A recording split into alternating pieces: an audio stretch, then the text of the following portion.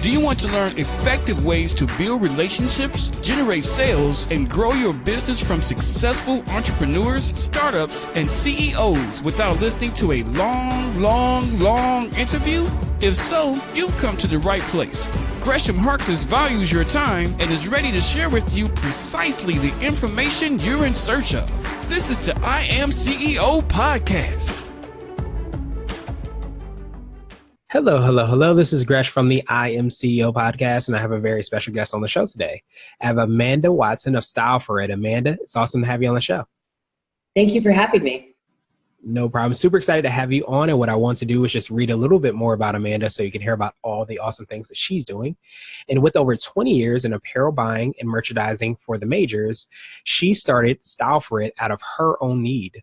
Women over size 12 did not have a specific resale and consignment platform for their clothing. Style For It has created a space just for them. Amanda, are you ready to speak to the IMCO community? I am, yes.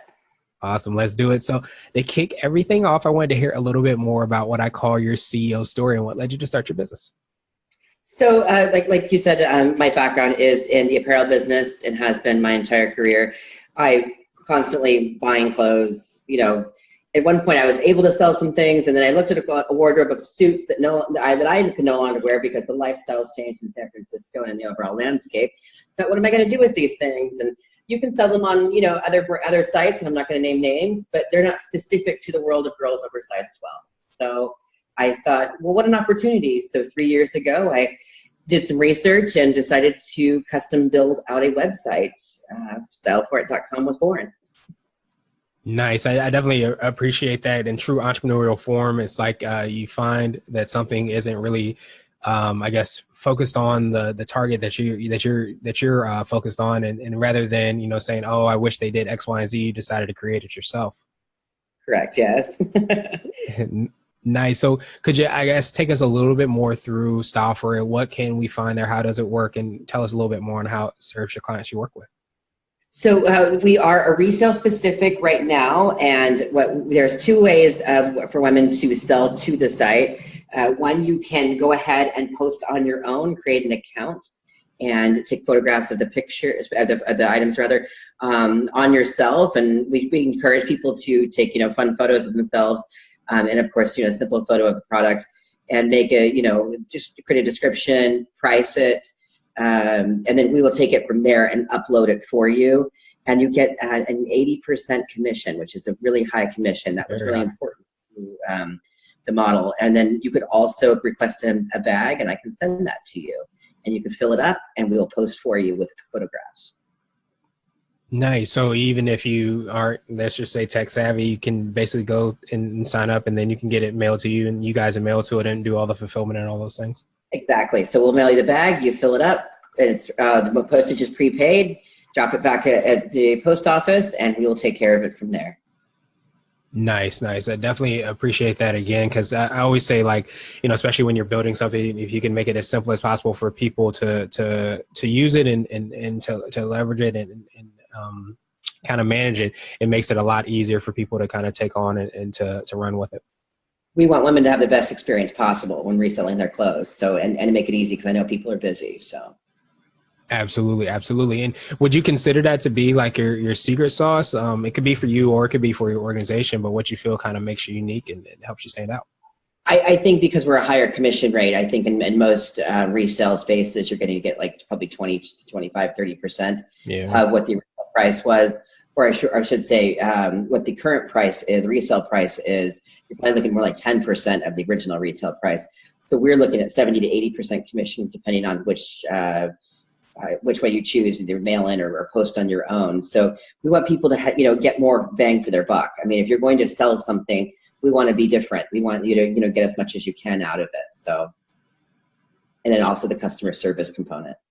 Yeah, well, that's actually what I was just going to touch on, because it kind of sounds like, everything is very customer focused and focused and customer centric, so to speak, where, you are putting the customer first, because a lot of times, when you're reselling something, you get such a low commission that you wonder if you even want to sell it. You might just keep it. But the fact that it's so high, and it sounds like you guys have such a great customer experience, it seems like more people will be coming back.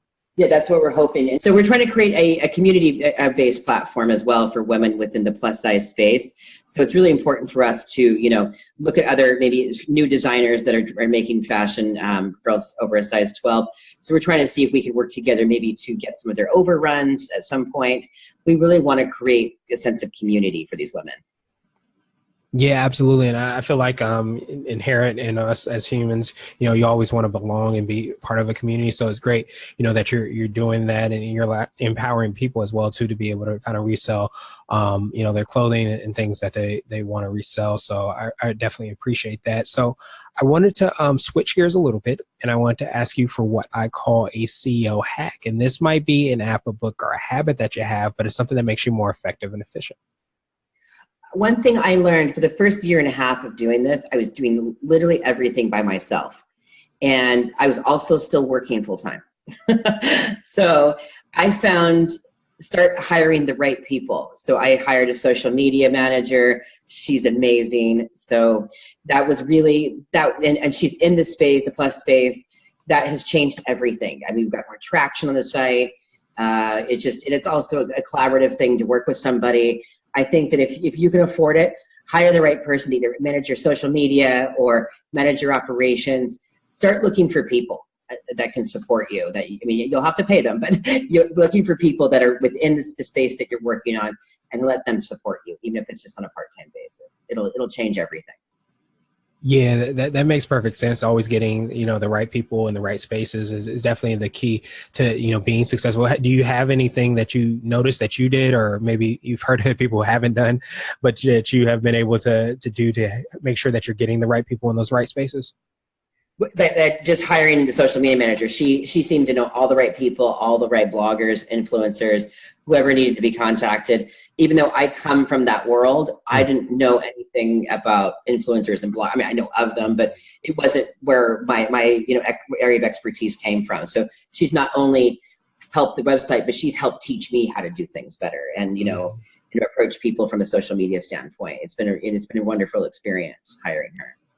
Yeah, absolutely. I think that's a phenomenal point, because I think that a lot of times I think is a reflection upon leadership, because I think you always want to surround yourself with experts and people that are really great at what it is they do. Because when you're able to do that, it also helps, the brand, it helps out, the clients as well too, but also helps you out as far as growing, I find.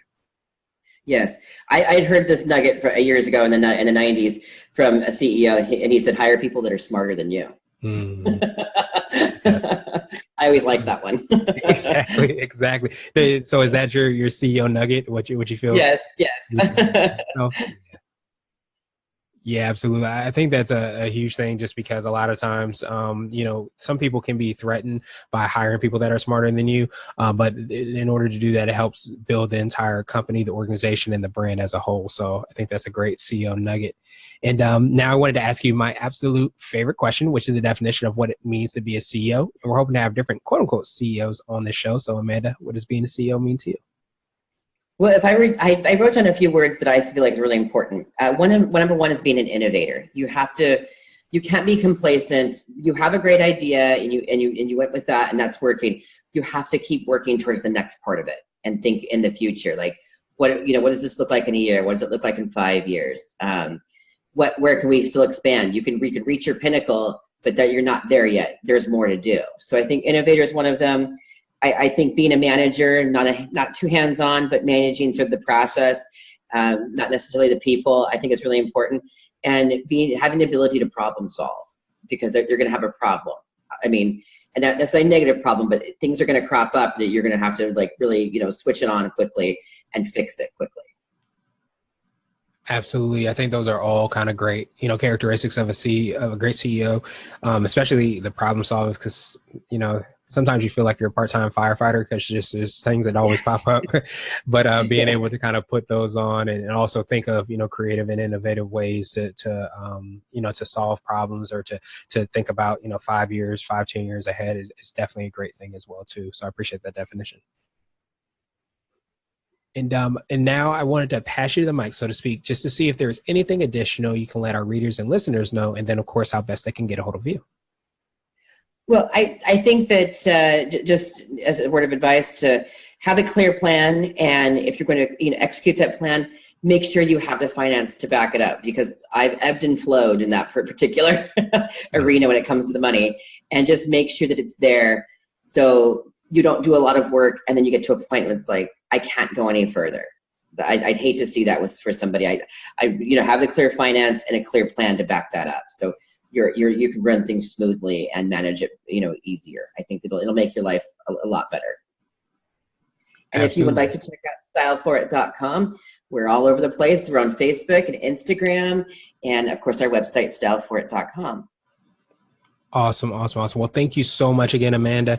And we'll have those links as well on the show notes so that anybody can follow up with you and see all the awesome things that you guys are creating and working on. And I just truly appreciate you for building, Style For It, and I appreciate your time today. And I hope you have a phenomenal rest of the day. Thank you so much for having me. Thank you for listening to the I Am CEO podcast powered by Blue 16 Media. Tune in next time and visit us at IAM351.co. IAM351 is not just a phrase, it's a community. Be sure to follow us on social media and subscribe to our podcast on iTunes, Google Play, and everywhere you listen to podcasts. Subscribe and leave us a 5-star rating. Grab CEO gear at www.ceogear.co. This has been the I Am CEO podcast with Gresham Harkless. Thank you for listening.